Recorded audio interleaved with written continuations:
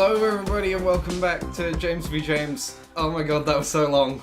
We've been away for like 3 months. Well, we've been busy bees, haven't we? Yeah, I'm sorry. We were away for so much longer than I thought. We said we would sign off for like a month, and that was in January. Yeah, it's been a crazy time. James, what have you been up to recently? Oh, well, I became a teacher, so that was a thing. Well, we both qualified together, didn't we? Yeah. We both qualified in the same place, and then I got a job there, so that's pretty cool. You're going to be teaching there later, so that's rad. Yeah, do a little bit here and there. Yeah. Yeah, but being teachers is a very scary adult job that us millennials are not built for. No, especially during the training when I was sending you alt-right memes over the over the computers. Yeah, we were quite shit students, to be honest. We would hate to have students like us in any kind of class because we were any political meme I could find on the internet. I just send to you and just wait until you smiled. Yeah, and it didn't help that I was taking all my notes on my iPad, so I'm just every now and then getting like a fucking political joke from across the room. Whenever either of us spotted something political, we would joke at each other, or just literally like raise eyebrow, and the other person would get it. Well, I mean, there's one point where the trainer said, okay, well, here's some words do sound like something that could be English, but not really English. And one of them was post-think. Mm-hmm. And we had to explain post-think to students. No, they asked, is that a verb or a noun?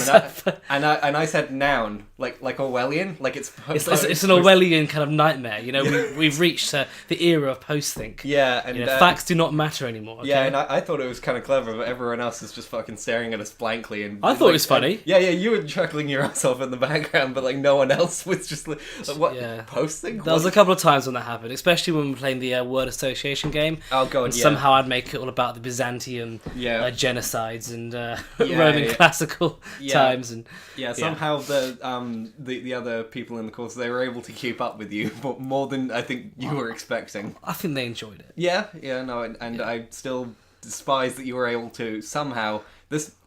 So I made a bet with this man that he could not put Roman history into a bunch of his lesson plans, and by fuck did he do it. Every lesson was based on some era of Roman history. I even compared the classical Greeks with the Romans and said, okay, look, are these guys the fathers of the Romans, the Greeks, and went through all kind of the various nuances of that, which again, positive reception. Yeah, that's the worst thing for me. Is that I swear it felt like I was in the Twilight Zone. I'm the only one. Is anyone else seeing this? Well, the hilarious thing is that you said this to me. You said, "Oh no, I think they weren't like that, James. It's not worth doing." The next day, I got given a textbook and they said, "Okay, James, you've got to teach page 67 to 69." And it was based on the fall of Troy. Yeah. And then I was on a roll from there. So. At that point, I felt like the universe was specifically trolling me for my hubris of just assuming that you couldn't do this. So, I mean, well done to you, but also fuck you. Well, I mean, there was one bit when I was trying to explain to the students what hero and heroine meant in the English language. And I got pictures of people up, said, what's a hero like? And people said, oh, they're usually handsome, they're usually strong. And I got a picture of Hercules up, da. Then what about this man, Winston Churchill? Is he handsome? And one of the older ladies were like, yes, I think he's very handsome. And I was like, but that's not the point. Stop reading this to me, shut up. Is he strong? Yes, okay, good, let's move on. Forget it, next slide. But anyway, it was a good laugh, it was good fun. Yeah, it was fun, and now we've got the realities of actually teaching English, so that's now fun. the seriousness, I think. And it's way more work than I think they ever could have told us, so that's mainly what's prevented us, I think, from actually doing these things, because I've just been run off my feet for the last couple of weeks. I've been working as a TA though, as well, in a correctional facility. They didn't tell you that there was a correctional facility? The agency which set me up told me it was a centre for people with mental and physical disabilities. Right. So I turned up and I was like, okay, I mean, is there something I need to know about health and safety? And they were like, oh no, this is a correctional facility. I was like, I was told this wasn't. Yeah, everyone tells. They always tell people that. That's so messed up. Thanks. But it was interesting. I kind of got on well with the kids. It was alright. I mean, they told me to fuck off at least 4 times. But other than that, sure, it was fine. And the power went out at one point. But yeah, it was cool. It was fine. Yeah, no, I survived it. Yeah, and I had some students with some interesting political views. Oh, I won't go please tell the story. I won't go into it too you're not far, allowed to, are you? No, I think it would be poor form to just like dish out on the students. But Sure. but let's just say they were a bit alt-right. So and that's an interesting challenge as a teacher. It's interesting we're seeing this now, isn't it? Well, this is the thing. Like, I can't go into the details, but just like being. Like, I'm not even in my like late 20s, but already I feel like an old man just seeing the next generation take wildly weird swings in politics for me. Well, it's like they said that in terms of recent surveys, the most conservative generation since the 50s have been very young millennials. Yeah, exactly. And this is going to come out in what I call revolutionary conservatism, which is kind of alt-right, kind of ultra, verging on fascist politics, right? You know, the kind of Donald Trump-ish times 1,000. Yeah, I mean, the thing is that they were doing it in jokes, like very, very, way too far kind of jokes. But this guy wasn't quite joking though.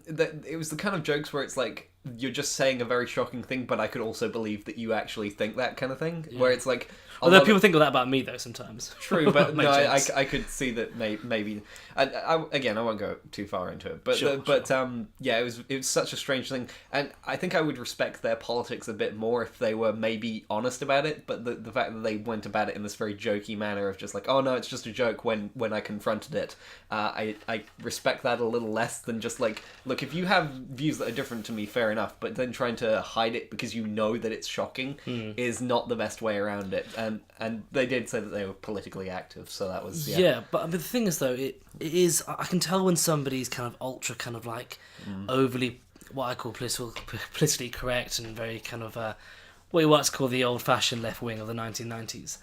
They're always people from the ages of 24 to like 32. You know, they're slightly older than us. Yeah, maybe. Have you noticed that? Yeah. I mean, the 16-year-old, 17-year-olds are kind of like, they're becoming a lot more kind of, if you want to call it, conservative in their I don't know about that. I think it's a hard split. I think that because 4chan and stuff. There's that, but I think there is also the left wing side of it that and them being much more active. Like obviously we've seen in America the Parkland shooting kids.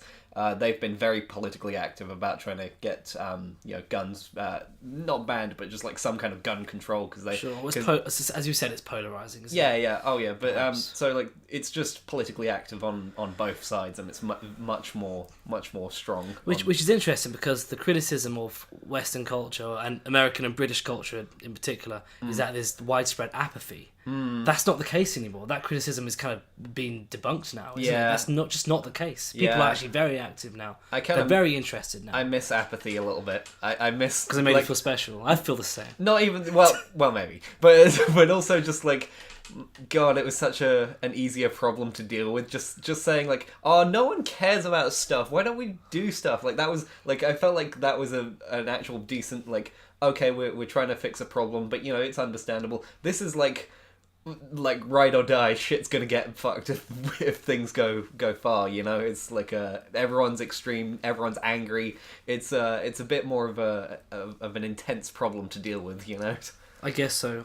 In the old days, you looked at as a quack, but now you kind of it's become everyone's political. Everyone's political, yeah, exactly. And everything is political, and everything has to be deconstructed. Though even I think that goes a little far sometimes, where it's like Friends is problematic. Let's have a fucking. Oh my let's have a fucking 3-page read of this. What's hilarious? So, remember that episode where Ross was really kind of funny about having a male nanny? Yeah, remember that? And the whole point of the episode is that he changed his mind at the end. He was like, "I want the nanny," Yeah. They missed that. Yeah. They missed that when BuzzFeed wrote the article about how evil Ross was. Yeah. It's kind of like this outrage culture, isn't it? And as much as it exists on the right, I don't know why, it just annoys me more on the left. I don't know. I mean, it annoys me more on the right because there seems to be like genuine, like at least when it's on the left, it's kind of this academic criticism where it's snooty and dumb and pretentious, but it's like, all right, that's not hurting anything. When it's on the right, there's a bit more anger behind it, and that's a bit more troubling. Sure. I'm just worried that we're kind of petrifying culture. We're kind of becoming very sort of bland and grey in some ways. I think with the criticism with jokes and stuff. With the criticism on the left, it's all you have to do is just say like, fuck off, I don't care. Well, with the stuff on the right, it's okay. I feel like I have to defend the existence of this. You're actually attacking Like, this is something that could go away if you're threatening it, you know? Yeah, perhaps we're talking about extremes, of course. Yeah, we're not talking about the average. But yeah, okay, well, a lot's happened politically since we've been off. I mean, like, a lot does happen in 3 months, obviously, but well, I'm interested in your opinion here. Russia. Yeah, Russia. So 60 diplomats been expelled all across the states. Yeah. Australia's doing it. New Zealand's done it. Yep. I believe South Africa's even done it. The whole Commonwealth. No, but yeah. all across the world, people are expelling Russian diplomats. Why do you think that the whole world's turned against Russia when Russia's a key player? Surely you want someone like Russia. Because they fucking poisoned the guy, dude. Like, I mean, you think that's just the reason? Yeah, it's a pretty solid reason. They used a poison and it was a nerve agent that spread to a lot of people. Like, this is not shit that any one person or group could get a hold of. You would need to be, it's like government level stuff. Like, every government that is expelling these diplomats agrees, look, pretty much all of the evidence points that it's disturbing, like, how little they seem to have given a shit about hiding this, because it's like, there's no other way for it to, like, there's no one else that they can point a finger at. Like, if someone can come up with a decent theory as to how this was not Russia, like, you'd have to be going into, like, deep conspiracy levels. That's the one. No, I know, but, like, some people have said that. But, okay, so agreeing that it's Russia, that they... We'll start on that foundation. It's, that they released a nerve agent killing, a Russian spy and injuring and... ex-Russian spy. Someone who's actually... Yeah. I believe they sought asylum, was it, in the 90s? Yeah. It's been here for some time. Yeah, but an ex-Russian spy and it's a nerve agent that got released in the UK. Like, this could, like, in harsher times, this would be considered an act of war. Like, this is a grave situation. A nerve agent attack on the British soil, that's inexcusable. It's not even, like... The assassination on its own, bad enough, like if it was polonium or something like the last time. Sure. But like, the fact that it was a nerve agent that actually got released... Breaks the Geneva Convention, sure. Yeah, it is... Like, the fact that they even have that shit is... It's actually classed as a war crime. Literally. It's not even classed as an act of war crime. Yeah, like, it is... Like, the fact that it's not... Like, just expelling diplomats, frankly, is like, low end. Like, that's the bare minimum. We've already put sanctions on Russia. Yeah. After, Crimea. Yeah. One thing I will say is that, for me, I agree with you on those points, and if I was the head of a state, that's the first thing I would do, the minimum I would do. However, it only became apparent to all the other kind of quote unquote Western nations, and even some non-Western nations around the world, to expel diplomats and kind of turn against Russia when the US did it. And for me, this is reality hitting home for Donald Trump. Russia isn't the West, if you want to, in a vague sense, the West's friend, or America's friend, or Britain's friend, right? Britain expelled the diplomats, no one did anything. Yeah. It was quiet for about a week. And people were saying, what's Theresa May doing? They said, we've got 24 hours to find out, to come up with a reason why this happened, or a confession from the Russian state, which was a bit jumping the gun a bit. I mean, give them at least 48 hours. Yeah. But I mean, so that was kind of, everyone said that's jumping the gun. And then as soon as the US did it, the whole world did it. Yeah. So this ultimately is an expression of American power. I suppose so. It's an expression of the lack of diplomatic power the UK now has, and the amount of diplomatic power that the US has.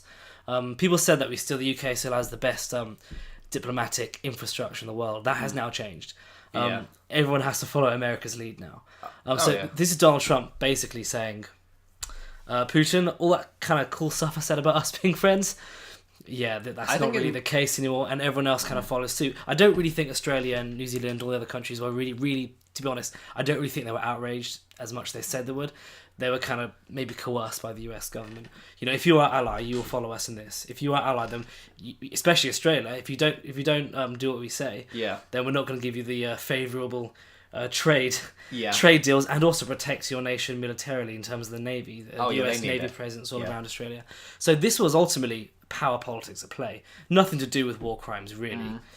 Although it was a war crime, of course. Oh yeah, no, I mean, if we were all thinking logically and like sticking to the rules that are supposedly there, then there would be an even bigger response to Russia. But I don't know. I don't think it's necessarily Donald Trump finally giving into the logic of like, oh, we need to do something about Russia. I don't know if Donald is all that even aware of everything that goes on. I think at this point, the American state, it's lacking a president. Do you think it's just become an administration? Yeah. Literally an administration. Yeah, it's like, just... Not in the American sense, I mean in the actual... It's just an administration bureaucracy. Yeah, because they're having to work around this man who cannot even read 2 pages of a 2-page document, even with big fonts and pictures. Like, this is a guy who gets all of his news and briefings from Fox News. Well, leave me out of this, right? Come on. No, he's Donald Trump. He's so clearly not doing what a president should do. Like, I can't believe that he would actually... Like, if there was a report about what Russia did, I doubt he would get past page 1 to even really know the details, so I doubt that he made any... Like, if he made any orders, it was on, like, a 2-minute, like, briefing from one of his aides, so... I'm not saying Donald Trump's the most educated guy. No, I know, but, like, if we were to say, like, oh, this is him finally coming to his senses, he's gonna give Putin what for, that it's not. Like, he's just... I don't think we can dismiss him that quickly. Really, I don't think we can. Also, you've got to remember Kim Jong-un. Did you see him go to the Chinese conference? He sat there like a petulant child. I didn't see any... It was hilarious. I didn't see any photos from it, but it is kind of weird to think him going he to China was sat there and thinking, oh shit, I'm with the big boys now. You know, his whole demeanour was just completely, radically different. He's there because of Trump. He's there because Donald Trump said, I'm gonna shove my weight around. The only thing that as I said a couple months ago on this podcast, North Korea understands aggression only. They've had to go to China to kind of repair relations. So Donald Trump might be a thuggish character in some ways, but dare I say it has worked. It has worked. I mean, the way I look at that is like, you played chicken and you happen to have won, and you don't get to say, oh well, that worked. Clearly, being risky all the time is a good idea. You know, it's the fact that he's playing with a nation that is the last nation on earth that actually has the nukes and the craziness enough to actually wield them. Like he was putting Japanese and South Korean lives on the line there. Like any time he poked the bear, like anything could have happened. So Japan and South Korea supported him. Remember that. Yeah, well, Japan and South Korea were glad to see some leadership. As much as Obama showed leadership in other areas of his foreign policy, he really did suck with North Korea. Yeah, I mean, North Korea is a problem that clearly got out of hand. It was always a Gordian knot, because obviously the moment you attack North Korea, you're attacking China, then you're actually risking nuclear war, and it's this whole proxy war thing. China wants to sell us duvets. They don't want to fight with us, you know. Yeah, but so that's what China's saying to Kim Jong-un. Look, we've got loads of duvets here, mate. We want to sell them. Yeah, stop but fucking things up. But they also want to exist, and the reason they have North Korea is it has always been as a buffer zone on the potential of an actual like land war that would take down their regime. Things have changed now, though. I don't think war between America and China is inconceivable now. I think these Cold War politics are maybe becoming more heated between Russia and the West, but China's definitely China's on our side now, man. Well, really. China's obviously they want to take over the South China Sea. They're building islands there. Resources in the future, fresh water, oil, going to be very there's very serious potential of war over those. And Xi Jinping is now got no term limits, so he's shit, that was the big news. Yeah. Did you see the Economist front page? And it showed him sitting there with a guy basically pulling up the bottom like a curtain on his face, and below it was all red. And it was like, "Welcome to the real China." And it was basically just recreation of kind of the Maoist art. I see. I mean, but again, dare I say, China's always had an emperor. China's society, whether it's communist or not, has always been set up with the guy at the top. It's always been the case with China. One of the good things over the last 60 years or so was the fact of those term limits. Like after Mao, they were able to keep innovating, because every 10 years they would have a new leader, and it's something that keeps things fresh. When you've got a leader that is going to be there for potentially the rest of their lives, like Xi Jinping could be there in like 2030, 2040. Well, it's realistic that he will be. Yeah. And so it's... Unless he's poisoned by Putin. Well, and it's the problem is when you have someone who's there for life, then you have situations like with Putin right now where no one really knows who's going to take over from after he's done. Like, I know there's elections, but they're, quote, elections, that, there aren't really any contenders. There aren't really any... The political parties are either around Putin or literally run out of the country. In China, there aren't any other political parties. And it's just going to create this power vacuum once he's gone that could make things more unstable than they are right now. Sure, but I think this whole 6 years of Chinese do you want to call it partial democracy? It's hard to say that. That's really a blip in China's history. China is such a massive state. It's always been run by an autocrat. This is kind of just China being China again. Same with Russia. So Russia's always had an autocrat in charge. Yeah, and there's not one moment in Russian history. Apart from the Bolsheviks got in, but that was short-lived. Yeah. Well, I mean, and even then, really... yeah. The funny thing is watching all these Western news sites take a look at China, and before, especially the economic side of it, everyone was praising China. It's like, oh, they've got such great economic growth that we should look at China. Look at what they're doing. They've got they're having a bad year if they get less than 10% growth. We barely see 2%, and it's like, and everyone was happy, and no one was really up for criticizing them. This happens like, bam, we hate China now. China's the worst. Fuck China. Everybody, how bad is China, right? And like, it's like they think that something's changed. It's like structurally everything's the exact same. Yeah, it is, like the China has not suddenly in the last 2 months become a dictatorship. It's been like this for years. You're totally right. But I think China was one of those rare examples. Well, I don't know if it is rare, but of a authoritarian government presiding over amazing economic growth. Yeah. We've been kind of fed this kind of almost myth that democracy equals good economic growth. That is kind of testing our hypothesis there. It's testing our ideological infrastructure, really, this. Yeah, well, China. It's the whole point of because China is the big. Everyone says, "Oh, communism doesn't work for good economies," and you can. It's human rights wise, it's never had a great record. But in terms of economies, China's the great example of clearly a communist based. I know that it's become much more market based recently, but a communist based economy can function and deliver great prosperity because you've got this government that can just. Lend to businesses and decide to make things better in certain areas and decide. Well, we do that in the West anyway, but I think using the word communist, I think it's more sort of communist rhetoric. Yeah, it's really authoritarianism with the aim to not just drink wine and have sex with lots of beautiful women like Kim Jong-un, but actually to create a strong economy. Yeah, and a strong China. It's kind of shown us that there's nothing to say logically that a strong economy and a democracy are linked. Yeah, exactly. Which is quite troubling. Well, especially now that... It's actually hard to look at that. Well, especially now with a lot of Western countries, a lot of economists are basically just saying we should just expect and assume that the economic growth is not going to go above 5% would be an amazing year. And we're probably not going to see that, and we should just accept that developed countries, that's it. This is the cap. We're just gonna growth is pretty much going to be a rounding error at this point, and it's more about just reorganizing and redistributing where the money goes. Whereas China obviously has a lot of ground to cover because they've got 1 billion people and they've lifted so many of them out of poverty, and it's gotten a lot better over the last 50 years.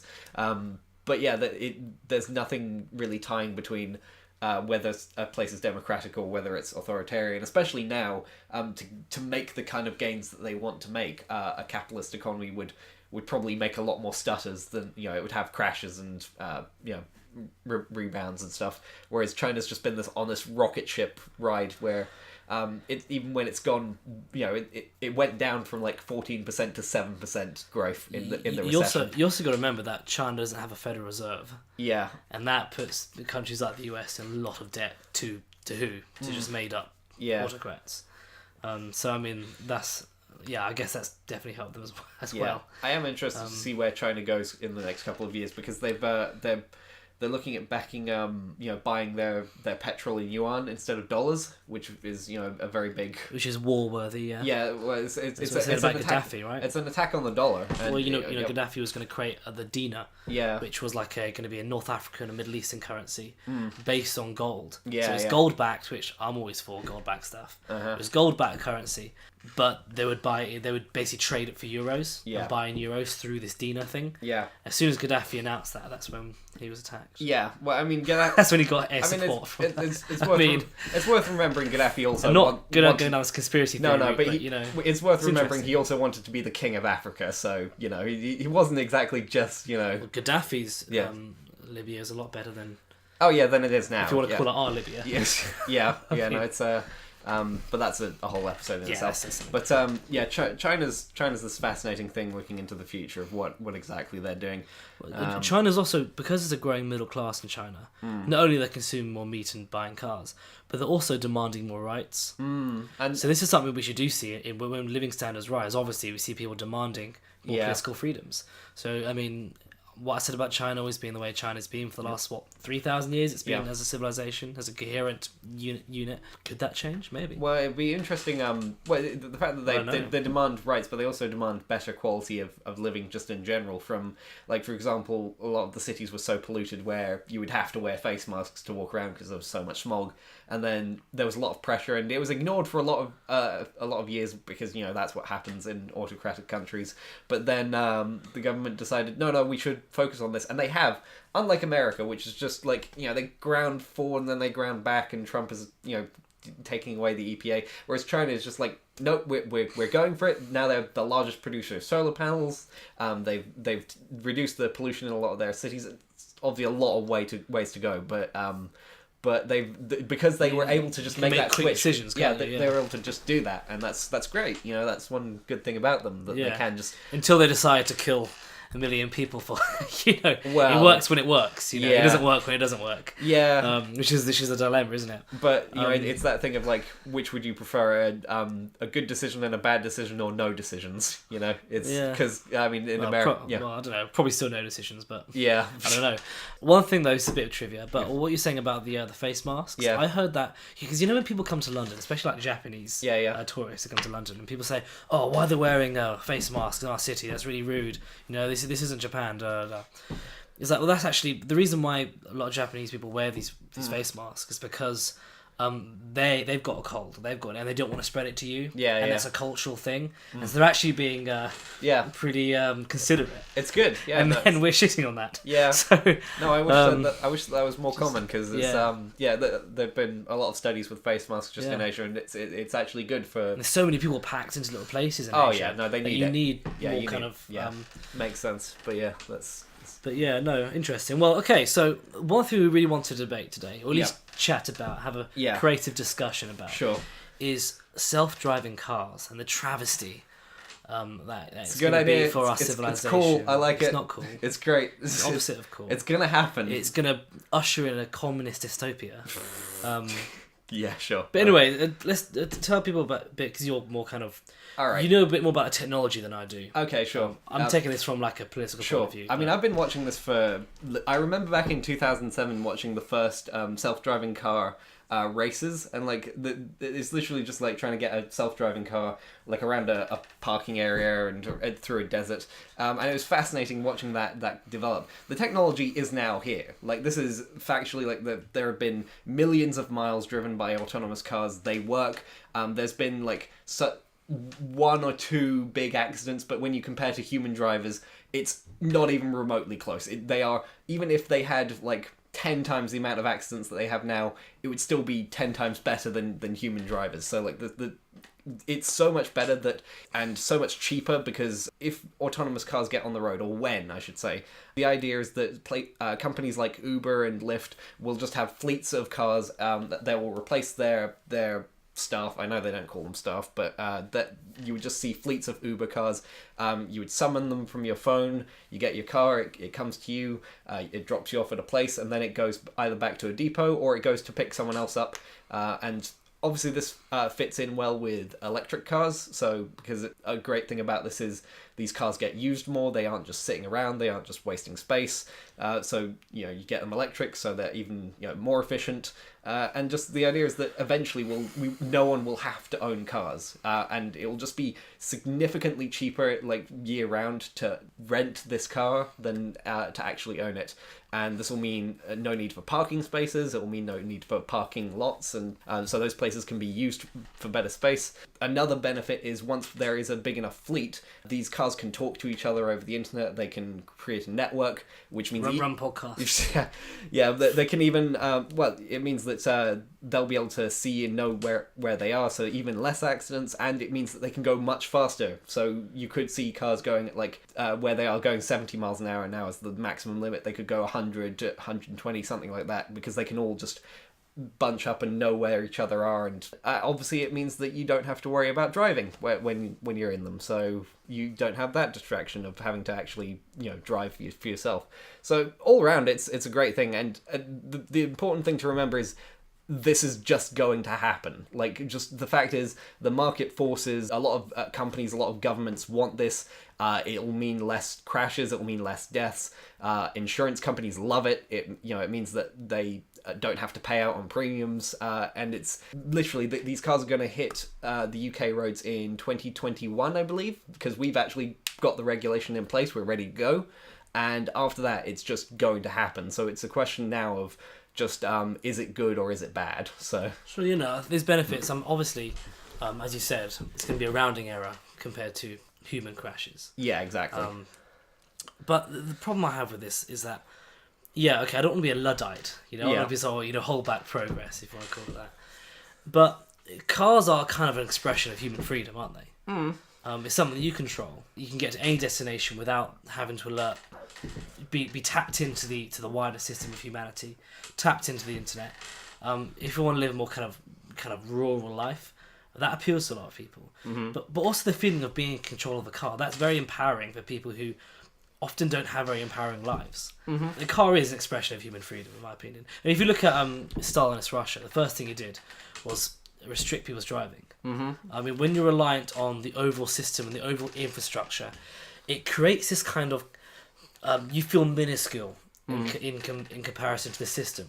You feel inconsequential compared to the infinite power of the general infrastructure. That matters to me more than getting somewhere quicker. Sure. And always being safer. I think it's kind of like it's a fundamental freedom not to be always plugged into the system. And remember, governments aren't always going to be no government is free from corruption, but we've had a very rare kind of blip in human history where governments have been pretty good compared to their predecessors. That can change very quickly. And to have, firstly, big companies being in charge isn't great either, but if it's regulated by the government and regulated by the state can restrict where you want to go. The state can stop you driving straight away if you're a political dissident. That is a recipe for disaster. Right. It kind of goes back to the gun argument. It's the same kind of thing for the US. Right. So for me, there's more to it than being just kind of interconnected and having a faster car and a safer car. There's kind of like a raw, natural element of being in a car, which is quite fundamental. Right. I mean, well, you said that you don't like the idea of being plugged into the network and that you like the idea of just having the freedom. You are the man who very nicely drove me back here with a sat-nav. Like, I would like to point out... Sure, but I could turn it off if I wanted to. No. Sure, but... So can you turn off these self-driving cars? Well, I mean, at least at first, yes, it will definitely be a mixed system where it's like it'll have an autonomous mode and it'll have a driving mode. But eventually it's going to be locked into one big kind of... It's like getting a train. You're at mercy of the system. Theoretically, as long as cars, because the mechanism of a car, like these cars are going to be around for 50 to 100 years potentially, the ones that exist now, so they will always exist and you will always be physically able to get them onto the road. I imagine that those will be permitted for a good long while. Like the idea of it just needing to be autonomous, I think, is a bit far away. But as for the point you were making about being government run or being run by big companies, that is the one big thing that I think is a little troubling, because if it is run by... Because this is a system that lends itself, like trains, it lends itself to monopolies, because any company that does want to do this will need a fleet. It will maximum efficiency as well. Yeah, it needs to be a fleet, it needs to be well known, like Uber. Uber doesn't make money right now, and Uber doesn't expect to make money until this exact situation that I'm describing happens. That's what they're saying to their stockholders is, look, we are losing money year over year right now. We are only in the game right now to get our name out there and to make it so everyone thinks of Uber when they think ordering taxi. a ride. Yeah, basically. Yeah. People in America say, well, let's get an Uber when they mean a taxi now. Yeah. Which is quite interesting. Yeah, literally get an Uber, or even when it's another service like that, like Lyft or like Zipcar, they just say, I'll get an Uber. And that's, it's like Google. You'll Google something, even if it's on Yahoo. So it's like, this is what's happened where Uber has just done that, and like all these other companies are going to try and compete in it, but it's a system that lends itself especially to local monopolies, where you'll need to have a fleet of cars within reasonable distance to where someone will have to use that particular service. They won't be able to just say, oh, should I get an Uber or a Lyft or a Zipcar, because there'll only be one or two in the area. So this is where there would need to be some government-run thing of it, because like with trains, if there's no, if it's just going to be a monopoly, then it's just going to be screwing people over. But we found this at trains. We've had this argument so many times when we've been sitting on trains together. Yeah. Okay. Trains suck. Yeah. They're really expensive and they're really shit. Yeah. Okay. I mean, I know it's better than what they have in Bosnia or whatever. Those trains really do suck.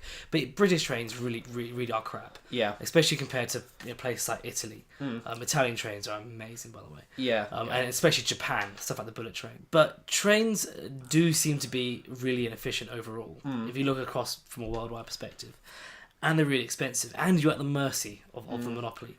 But if you make it a government-run thing, then it's arguably even worse. The government is just incapable of running trains. Well, I mean, we saw this in the 70s and the 80s. Well, I mean, that was because it was I would argue intentionally sabotaged by successive Tory governments who were not interested in properly funding or managing those companies as train companies. Well, I mean, trade unions have a part to play, a massive part to play. Yeah, no, definitely, because the biggest part of trains in terms of their costs is definitely the people on them. Like on a plane ticket is cheaper because they only have to pay those people for 2 hours, whereas on a train across America especially, they have to pay them for 4 or 5 hours. So of course it's much bigger costs. And then they also have to maintain the infrastructure. A plane can fly, it's just flowing through air. A train going over rails, they have to maintain the rails, they have to build new ones. It's very expensive to buy land. There's all those things. A government is a bit better than the companies that we have running them, because the government, when it runs every aspect of the train network, it doesn't have to worry about bureaucracy between different companies. It doesn't have to worry about different trade unions. It's just one single system where they're able to easily negotiate between each other. Again, I don't have the answer here, because monopolies are one of those kind of anomalies in kind of free markets, quote unquote free markets, because they're not. You can't compete, can you? You can't compete. Exactly. But that's my issue. You're saying, it's the Tories. I'm saying it's trade unions. The transport has become a political issue, subject to political pressures. I don't want that with cars. Yeah. As long as you pay your insurance and don't kill anyone, you should be able to drive a car if you pass a test. And let's not go into passing tests. I've been through that. Yeah. So I don't want political pressures. It's bad enough for the trains. I don't want it with cars. I want them to be a human thing which individuals can use at their mercy, not at the mercy of governments, whether it's left or right wing or whatever. Yeah, that for me is my issue with it. Yeah, the thing is with cars, that's it doesn't have the problems that trains have, in that obviously it's not rails, it's it's just roads. There's no employees that they especially with Uber, they don't want any employees. They want to automate the whole system. They want it just to be as few middlemen as possible. You don't have to worry about people checking tickets and shit. Just on that, sorry to interrupt, but Uber, have you seen? Do you watch that video about Uber's the way they get paid? No, their pay basically works out as a loan. So the way people, the reason why people start working for Uber is because they need money quickly. I need money in the next 3 months, and they make a good few grand, but because they have to pay their own tax and national insurance, it actually works out as less. They actually end up spending more than they make, but they make a lot of money in a very short amount of time. Right. And so people would say, okay, well actually I'm better off having 4 grand in my account and paying 6 grand over the year away. Because actually, in the long term, I have 4 grand buffer in my account. Wow, that's See what I'm saying? That is depends what you want. These guys it works for. Otherwise, they wouldn't do it. That is some dystopian capitalism shit right there. That is the kind of shit where it's like, holy shit, that is like you're working to get a loan, like from your boss. That is dark. But it works for some people, I mean, it or they're not doing the works. math. One of those two. Yeah, no, it's quite possibly the second one. But anyway, both agree it's fucked up. But what I mean is. Yeah, you don't want that to be the standard. Yeah, but the thing is like I was saying, Uber's goal is that it's shit what they're doing right now, exploiting people, but I would almost prefer it if in this future scenario they are literally just the autonomous car guys, and I think again it's something that I would. it's neither a great situation from a business perspective, but if we have to choose between monopoly and government run, I'm going to go with government run because I think it's something that can be run decently. My only worry would be a conservative government or something coming in like they have before, like they did with the post office and trains and all the other shit that they've sold off, where they just underfund it, and it looks very much like they want to do this with the NHS, where they just leave it to rot and don't fix its problems, and then say, "Oh no, let's just sell it off." You know, it's a very troubling philosophy that they seem to follow with public services. But dude, I mean, I've got a friend who works at a medical company which sells the NHS. Yeah. And the politics involved in that is just ridiculous. The NHS spending is mental. Yeah. You know, I want a well-funded healthcare system, but frankly, there's money. They spend £1,000 on a shitty bed. Yeah. You know, things like that. I mean, it's the NHS isn't underfunded. It's just the money spent really unwisely. But that's a whole debate for another time. Yeah, that's a whole other thing. But I think the problem is that you're saying monopoly or state run. I'm saying fuck that. I'm saying just put petrol in your car, or maybe an electric car. Doesn't matter how it's run to me. Well, of course, I prefer electric, but yeah. Although deaf people wouldn't prefer electric. Oh yeah. Well, no, I like that because the new blind people would prefer electric. The new they can't hear electric cars, right? Yeah, the new electric cars have speakers in them, so you can put whatever noise you want. Oh, so some people put nice. Like the noise from the Enterprise, or like, it's the Star Trek Enterprise, or the TARDIS going by. I'd have Curb Your Meme song. Yeah. No, boom, boom, boom, boom. Anyway, yeah. I was just on repeat all day. Where were we?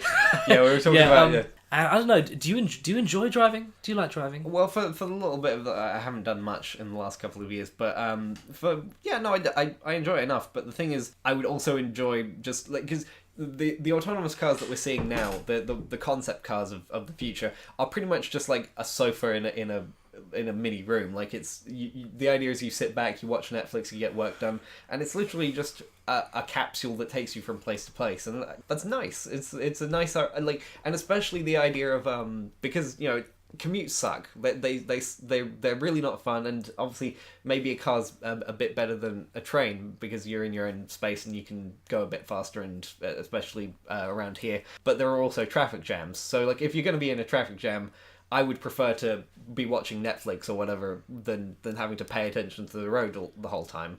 And especially like thinking outside our own bubble, that's what most people have to go to, you know, when they're driving to London. You listen to a podcast, that's always fun. Yeah, literally, but you could... Whilst you're driving? Yeah, but you could focus on a bit more on that than having to drive if you have an autonomous car. Do we always have to be entertained? Are our brains getting lazy? Well, like I said... can't we just sit and like actually focus on something for once? Well, like I said, entertained or do some work, literally just, do some drawing, do some writing, do whatever your job is that, you need to get done. That's a better use of your time than focusing on just getting where you need to go. The robot can do that for you. That's something that you don't... It's a needless task. I don't want to be relying on artificial intelligence to do everything for me. You know WALL-E? You know the film WALL-E, when they're all just kind of like fat? I don't want that to be our future. We're getting there, and this is the next stage. And it's also, again, I think this is like a preference thing, Yeah. I think the main issue is it removes individual freedom, doesn't it? Giving it to companies or giving it to the government. That to me is just a recipe for disaster. Again, let's focus in on that freedom aspect of it, because the thing is with you're saying that you're worried it's about freedom, but the thing is with the autonomous cars, you would be able to put in any destination.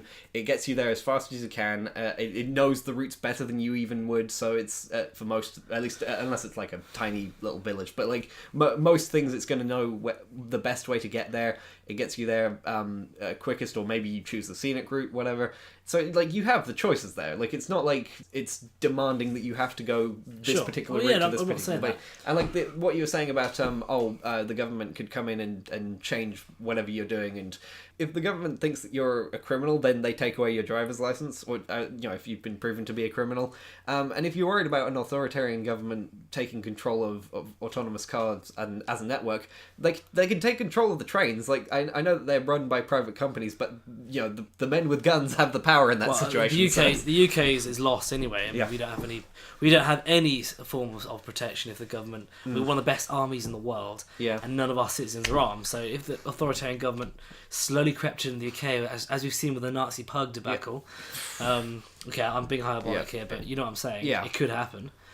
the UK's lost anyway. I mean, this only really applies to the States. Yeah, I mean, the thing is with authoritarian governments, people have this idea that authoritarian governments, that there's just some easily seen turning point where everyone says that's an authoritarian government and everyone gets their guns and they'd be able to take it down. But even in America, or especially in America, authoritarianism, it's a slow drip that eventually gets to it, and it's only really after the fact that anyone can properly diagnose it. And in America right now, like, what would be the exact right point for everyone to take to their arms and take down the government? Because until then, the idea of the citizens just deciding their own laws, it's not accepted. You know, you're not just allowed to rebel against your government at any given point. Well, the government retains its authority through use of force. I mean, practically. Yeah. But democracies, or at least republics, are meant to retain their legitimacy through democratic voting, right? Through popular representation. Right? Yeah. The problem is that once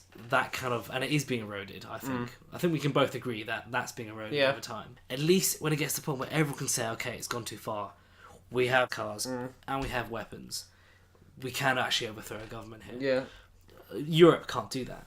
You know, and Europe has walked into authoritarianism many times. I mean, if you lived in Germany in 1910, you would never have thought that Nazi Germany would have come around, and that was a mere 30 years. Of course, Germany wasn't really a republic in those days, but I mean, the royal family still let Germany be relatively free. Of course, compared to Nazis. Like I said, any authoritarian state where the authoritarian government that comes out of it, if an authoritarian government springs out of what is effectively a democratic state, then it's going to be something that at least a plurality of people support. It's going to have had logic to where it got to where it is. It's going to have an enemy to face, or a crisis where it says no, these means are necessary. So like any group of people who are going to go against that authoritarian state, that as long as that authoritarian state didn't come about by its own revolution, if you're the first revolution and you have to take down the government that's there, you are going to be the villains and you're probably going to be the minority. And especially now, technologically, you've got no shot. Like, if the authoritarian government has been democratically elected and they have control over the army, the nukes, the submarines, then you have no fucking way around it. It's pretty much like, unless it's gotten to the point where, I hate to Godwin's law this, but until it gets to the point where people are walking into the ovens, you've basically got no recourse for it. Well, the thing is though, that, I mean, we saw. Okay, I'm in no way insinuating that Donald Trump is an authoritarian here, but Donald Trump got elected not via the popular vote, did he? No, exactly. Authoritarian governments can get in through those kind of means. Yeah, it doesn't mean the majority support them, and once they do start I said the plurality, like he won the plurality of the votes. He won enough votes in each place to get into the that's he won the electoral college. Yeah. He won it through the legal means. Yeah. But that's still over 50% of the population which didn't want him in, as we've discussed before. Sure. So that's like, say, if you want to put that kind of example into an authoritarian context, there's more than enough people who could stand against it. And remember, a lot of people didn't actually support the Nazis in Nazi Germany. No, I know. It was actually a strong group in society, but it was more than enough people to shoot it down if they had weapons. But again, Hitler confiscated weapons. Again, I'm not saying that no one should have ARs. But actually, he mainly confiscated weapons from Jewish people. There was a weapon restriction law right after World War One that the Nazis actually repealed for most Germans. Like they increased gun rights for a lot of German citizens. That it was mainly the Jewish people that they specifically targeted as actually taking away their weaponry. Well, that's the case. That's news to me. But even then, you're taking away weapons from a group of people. Oh yeah, but leaving them vulnerable. So, yeah, but that was a very specific targeted point of intentionally disarming one group of people. But the idea is, once people are disarmed, they are at the mercy of other people. And again, I'm not saying people should have like AR rifles, machine guns, but like handguns. If every American had a handgun and marched on Washington, the American government would collapse very quickly.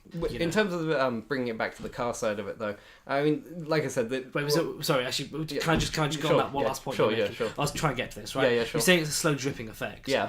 That is a slow dripping effect. Making cars either a part of a monopoly or a government. That is part of the slow dripping down. So that's what I was trying to make. Sure. No, I get your point. I mean, the thing is with that, it is just the march of technology. It's not something that's chosen by anyone in particular. It's not a conspiracy. It's just this technology's here, and because we have a free-ish market, people will go with the cheapest, best option that gives them the most comfort for the cheapest price.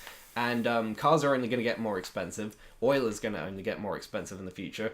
They're going to end up choosing the car that is the most efficient, best quality, that gets them to the gets them through their morning commute in the happiest, cheapest way that they can. And it's that situation of like, even if people like yourself don't go with it, it's still going to be a massively popular, especially once people start hearing the statistics of okay, autonomous cars are at 50% saturation and vehicle deaths are down like 80%. Like once that starts coming, and people say, "Oh, wow, I knew someone who was killed by a car," and like it gets to be this thing of like, oh, there's no more car deaths, there's no more traffic jams, there's no more waiting in terrible, disgusting smog-ridden cities. That's once people start hearing that, it won't matter what dense political theory is behind it, of like whether there's some cyberpunk dystopia or whatever. It's just going to be better for people, and then after that, then we can start talking about, okay, has this gone too far? Is this a problem? Well, I see, that is a strong argument. Yeah. I think though, when it's gone too far, then I don't want to leave it to when it's gone too far. Yeah, Discuss whether there's a problem. I think that what we're really getting at here is the overall trend is technology taking away democratic ideology. Oh yeah, no, which I think we both agree it probably is, isn't it? Yeah, well, I wouldn't say that it's necessarily taking it away directly. I think what's happening, especially like with this whole Facebook with can be less important. Yeah, well, what's happening is basically the stuff with like Facebook and Cambridge Analytica. The fact that information was just literally sold by one company to another, and that could have swayed political opinions, and we're getting into these deep psychological questions of like, is that okay? Is it okay for them to know this stuff about you? And if it isn't, then what can we do against it? It's gotten to this point where we are really seriously questioning what counts as consent from the people. Yeah.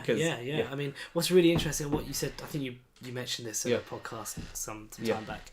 We were talking about how the US, when the US Constitution was first written, was it a Wednesday people vote? Yeah, so Tuesday. Tuesday. So it gives them time to walk from their farms and leave their farms over like a certain amount of days. So what would happen was you'd have church on Sunday, and then they would need Monday to walk to the polling station, and then they would get there on Tuesday. That's ridiculous. Yeah. And the idea is that in those days democracy was feasible, like in the sense that it was in America in those days. People knew everyone. Yeah. There's loose connection between everyone. I mean, was it 2 million people? Living in America during the Revolution. In the first colonies, I believe so. And now it's like 400 million? Yeah, 350 million, something like that. Maybe, as I said before, democracy is literally just an ideology from the 1700s to the 21st century, and after that, it just ceased to be feasible. I think another big problem with it is should be sad. Yeah, on the intellectual side of it is the more information is available online, the more people are realizing that the legitimacy was kind of never there, because the legitimacy score of each government has just been going down and down because of stuff like Donald Trump, and in our own country, just the first past the post system means that people's choices aren't being represented. You'll have a constituency that's like nearly 50% Conservative or 50% Labour, but because of the first past the post system, those people might as well not vote. And it's this situation where loads of people just for the last 10-20 years especially were just disenfranchised and didn't want to vote because they didn't see themselves being represented. And now people are trying, they're getting politically active, and they're still not being represented, and they realise that the systems that we have in place are just not conducive to what people want. We've gotten too smart. We've gotten too educated. Right. People know too much about how they've seen the man behind the curtain and stuff. They're angry, obviously. Well, democracy requires... Some people say democracy requires an educated population. But really, to a certain extent, yes. You need people who can follow leaders. Yeah. You need people who respect, or, as I said before, follow the mythology of the nation. Well, when that breaks down, it needed people who it's are almost like an intellectual anarchy. Yeah, it needed people who are educated within their own country. Once you have access to the information about every country from every point of time, you're going to find examples that either one justify your own biases, or you're going to find genuine examples of like better systems than your own, and you're going to get angry. So people are seeing all this stuff, and like the fundamentals of each democracy are being actually questioned. But do you think, in some senses, is related back to the car stuff. Yeah, sure. We're sacrificing autonomy for security. I wouldn't even say literally. I wouldn't even say security. I'd just say comfort. Like the Comfort, security. Yeah. You know what I'm saying? Yeah, It's the same kind of concept. Yeah, really. but with two sides of the same coin. Yeah, like with Facebook, it's this thing of and companies like it, Google and all these other companies, we've given up all of this privacy, all this security for ease of use, and you know, and I would say it's mostly to get stuff for free, because like, can you imagine if Google didn't sell you any ads but just charged you a £10 a year fee or whatever? I'd pay that. Yeah, or like even £100 a year. Like I'd still pay that. Even that, like if it was a premium service, which I believe it could, like YouTube, like YouTube Red, I want to come over here so that I don't have to ever see an ad again, but I can just pay for the content. Also, you can actually listen to YouTube music. Yeah. When we're closing the phone. Yeah, exactly. We've sent man to the moon, but nothing's good enough until I can listen to YouTube music in my pocket without it turning off. Yeah, exactly, right? God! Yeah, it would be great. But yeah, like I think I would much prefer it to pay for the services that are out there rather than having to watch ads all the time, because with ads, it's created this system where the stuff that is the most sensational is the stuff that gets the most attention, which is why we're seeing a lot more stuff from like InfoWars and...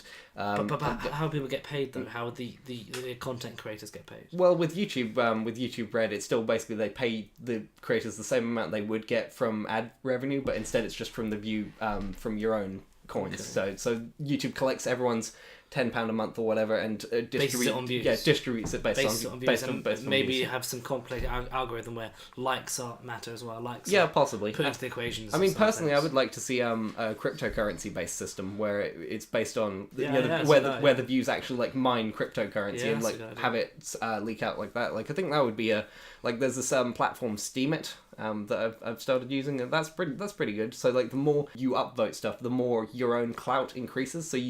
So at first you like a thing and it gives the person 1 cent or one penny, but the more you do it, the more active you are on the site, you can get your thing up to where you liking a piece of content gives them £1 or $1. Sure. And that's a really good idea. I think like if YouTube could become a distributed network, that would be a great way. And a similar thing with the cars. Like a lot of people have suggested it would be a great way to kind of get it out of the hands of government and companies to make it this distributed cryptocurrency-based network where the actual computing power could be owned by no one. And on the anarcho-communist scale, I quite like the idea of this, being outside of companies and countries. But you're still locked into this system, aren't you? And that's what I think people should have a choice to turn away from the modern world if they want to, and go get a car and drive out into the rural mountains and build a hut. I think people should be able to do that still. Well, I mean, functional... Not everyone wants to be locked into this human project we have going. Well, a lot of people say that to, especially anarcho-communists, like, oh, you don't like capitalism, you should just leave and go live in a cabin. The problems with that are, one, modern humans are not taught to or physically really built for that sort of living. And even if we were, the government won't let me. Like, they'll hunt you down for income tax or whatever they can find. You're physically not allowed to exit this system. This is capitalism is compulsory, as they say. It's not just capitalism. It's government. I know. But I'm just saying, like that's society's right. I know what you're saying. Yeah, that's the response to. Well, it's quite interesting. I'm reading to Joe Rogan at the moment. He's got a great podcast. But I was he said something once. He said people say that we're not in a natural habitat. It's like, actually no. Today, roads and cars and little dogs and like fast food chains, that is the natural habitat now. Freezing alone in a forest for a couple of weeks whilst reading Marxist theory, that is not natural anymore. You are not in your natural habitat anymore. Which is an interesting take. I'm not sure if I buy it, but it's an interesting take on it. I think ultimately, I think it's a strong argument for the cars. I'm just worried again that we're sacrificing raw autonomy for freedom. It's kind of this idea that if you look at parts of the world where there's more kind of government control, like in the Nordic countries. And you say there's higher health benefits here, there's higher quality of life there.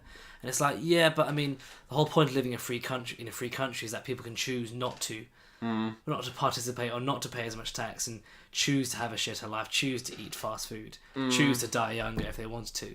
And that for me is important as well. It's a fine balance between those two. I mean, that perspective of it people should be free to choose to do stuff. When it comes to the whole thing of car crashes, should you have the choice to drive drunk? You know, like it's, but it's the golden rule, isn't it? No, I know. Only if it affects yourself. You can't you can't do something that affects.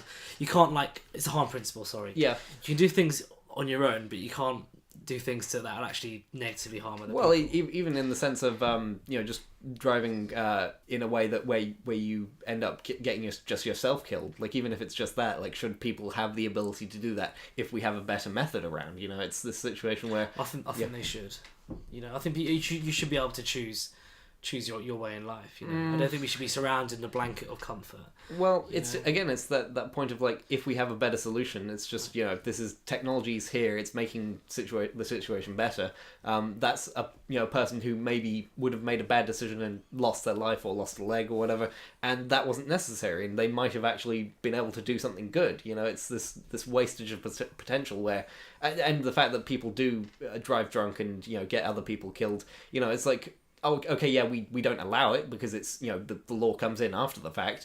But again, that's just a punishment after the damage is already done. Yeah, when we could I think prevent drink driving should be a high penalty anyway. Yeah. I mean, people get like 2 years for killing someone drink driving now. Oh yeah, no, I mean that's insane. Like I said, the penalty could be death or life in prison. The fact is that's not bringing the person back from the dead.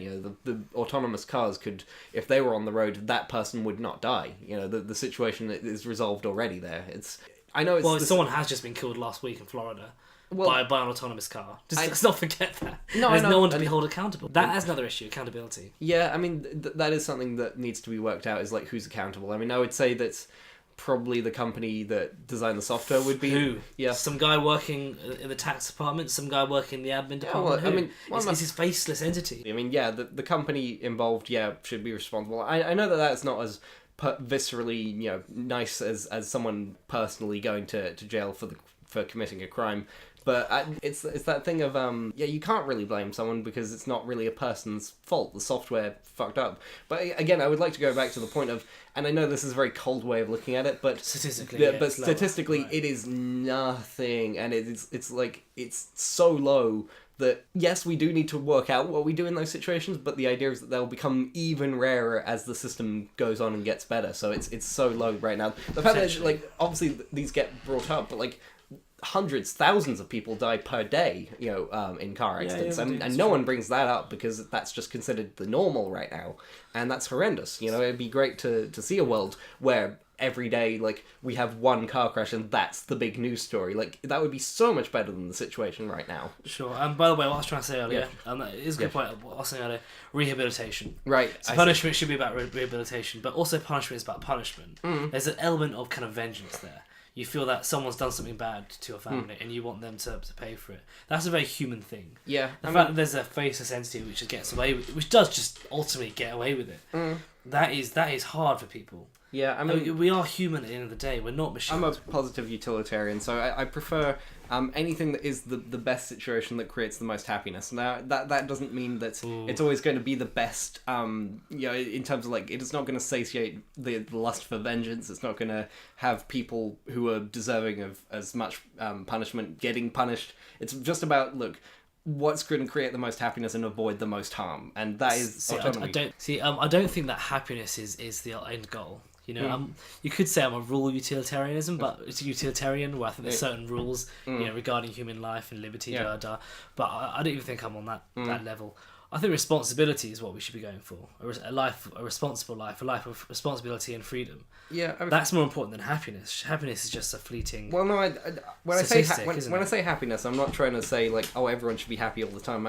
My view of it is life is an existential nightmare anyway, and there's enough sadness just existing that if we can remove the sadness of someone dying in a car crash, if we can remove the sadness of people dying from obesity and all those things, then we can focus on, like, actually living life, like, just actually living in life, and that has its own ups and downs, just from relationships and loss and personal endeavors and trying to gain something and losing it. Like, that's always going to be there. Like, life, people don't talk about, oh, we should have the personal responsibility of, you should have to make your own fires, you shouldn't have central heating. What the fuck are you doing? Obviously, like, you get your clothes from a nice country country, fuck you. You should weave your own clothes. That should be your responsibility, you know? No one's saying that. Obviously, we do live in this system, and we are results of this system. Yeah. And we rely heavily on the system that we've created, of course.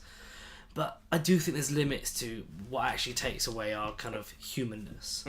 And, I mean, I think virtual reality is one of those things. Yeah. I think autonomous cars is one of those things. And I think to some extent, internet addiction is one of those things. Oh, I mean, that's something where I would say that's I've got issues with that. I'm always on the internet. No, I would say that's definitely negatively affecting people, and that's where positive utilitarian. I think that's making life worse. You know, it's not it making us happier. It's not making our lives better. You know, and that's something that is objectively not helping. But autonomous cars, I think, would actually.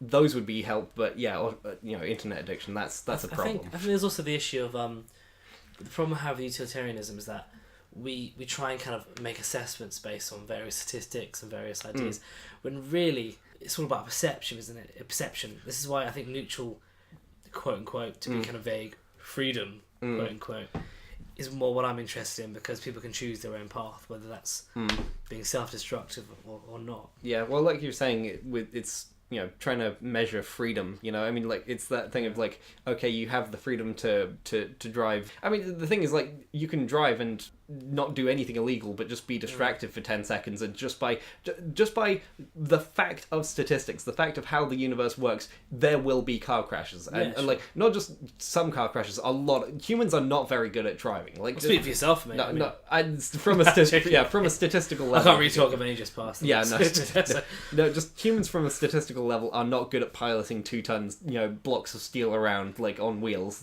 around corners. We aren't built to have this level of perception. Like, we manage it by hook or by crook, we do, but the fact is, by statistical probability, you will have a certain amount of crashes, even if no one was drunk. Like, and a lot of people do drive drunk or high, to be fair, not even stupid. That. Some people I know who are incredibly kind of clumsy or incredibly, exactly. Dare I be kind of incredibly stupid people I know. Yeah. And I see they got a driving license and they're like 17. Yeah. I think, bloody hell, that guy's been driving around. Yeah, exactly. I get that as well. Yeah, but I mean, I know it's a tough one. I think we'll see how it evolves, but I think the main problem is monopoly or government, or I think the cryptocurrency thing is the best solution. Yeah, no, that's out of those. That's the third option. Yeah, that's something. It's something that I would like to see developed much more. Is going the cryptocurrency or going the blockchain route of just democratizing these systems to the point where no one owns them and everyone updates the software, everyone manages it, no one has direct ownership or can force it to do anything, and it's all about whatever nodes on the system are deciding to do. And it's like, that would be a great way of managing that system, where the government isn't needed, the companies aren't needed, and it's almost like every local level has their own. Like, that would be a great system about it. I guess we have a conclusion to the essay. Yeah, no, that would be a great way around it. Yeah. Okay, well, I think it's been a fun discussion. I think it's been I've missed this. Yeah, no, it's been good. So see you again in 3 months. Yeah, a couple of years, mate. Maybe, yeah, no. Hopefully these we can get them out a bit sooner than before. Yeah. But end on a handshake as always. Yep. As always. Yep. Right. Thanks for listening, Cheers, everybody. Guys. Bye.